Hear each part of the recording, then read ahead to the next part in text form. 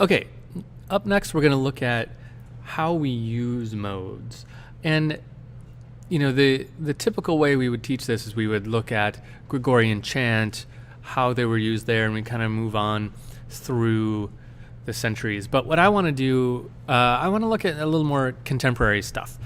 So we are going to look at a little bit of chant, but mostly I want to show you how people are using them now, because they've had a big resurgence in the last maybe 50 years. And people like using them again because they have that kind of quirkiness to them, or just a little more complex emotion, I think. And a lot of composers have started using them. I've used them in my own stuff all the time, actually.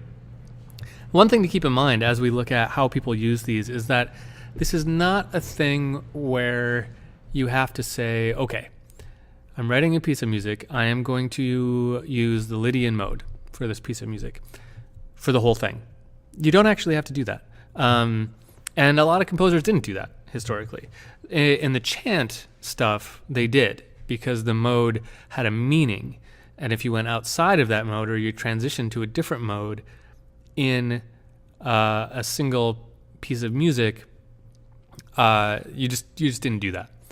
But in the modern usage, you will find people who have a passage in a certain mode, another passage in another mode, and combine them all together to make a more delicate narrative. Think of it like a book. In a book, if you're reading a happy book, it's not all happy from beginning to end, right? There's a spectrum of emotions that happens, and that's what you can do with modes if you transition between them. So this is not like, we're going to pick a mode and we're going to do it for the whole thing.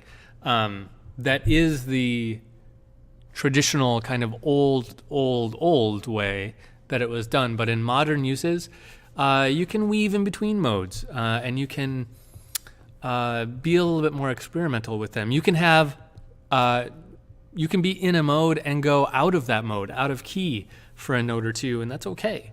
Remember, at the end of the day, we can do whatever we want as the composer. So let's start off with looking at a couple themes. I thought, instead of going historically, I'm going to kind of jump around a little bit in this section. And I want to start with one that I think most people have heard, and that is the theme song to The Simpsons. So let's dive right into that.